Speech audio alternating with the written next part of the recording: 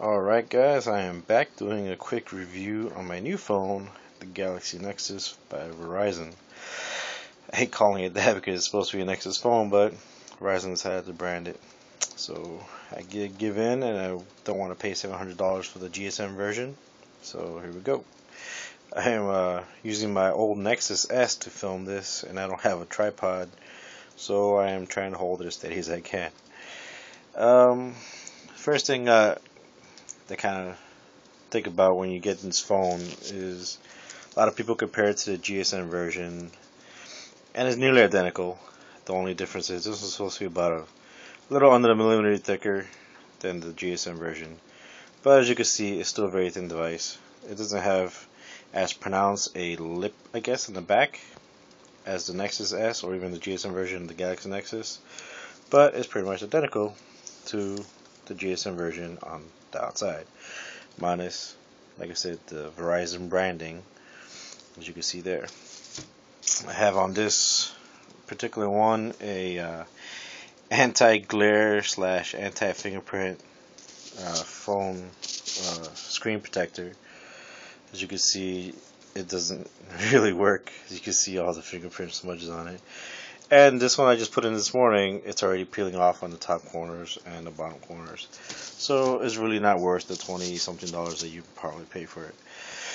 So anyways, there's many reviews on the Galaxy Nexus online, and I'm not going to go into it in depth. I'm just going to give you my opinions about it. Having come from a Nexus S, it is very similar to Nexus. Nexus S also has ice cream sandwich out now officially, so there's just minor differences in the build for the Galaxy Nexus. It's still the same lock screen, as you can see. I have my normal widgets that I normally use. The biggest difference is that this has face unlock. Nexus S does not have face unlock. Nexus S version is 4.0.3, and this one, with the update that you get as soon as you get the phone up and running, is still version 4.0.2. It is not focusing very well. Anyways, overall, I really love this phone. The only thing I don't like about it, of course, it's stuck on Verizon, and they got their tier data plans. They have the little promotion for the twice data for the same pricing, which it's okay, I guess, but I'm gonna stick to staying on Wi-Fi whenever I can. The battery life is not the greatest because of the LTE. I've noticed that turning it off really makes a big difference, and I mean, the phone is phenomenal otherwise. I really love it. That guy at the store actually complained about the back. The back cover of the phone is actually pretty flimsy, I guess.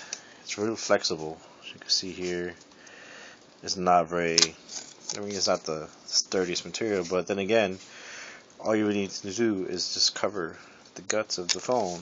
It doesn't have to be bulletproof, and I don't expect it to. Here we go. Trying to do this one-handed. It does get a little getting used to putting the cover back on here. But once it's on, I mean, it stays on. It doesn't slide off or anything. It protects the phone the way it's supposed to. So, I mean, that really doesn't, break a deal for me. The back cover is just there to cover the battery and the guts. It doesn't have to make the phone super bulletproof or anything. I know a lot of HTC phones that have metal all over them, but this makes the phone pretty light, and I like that.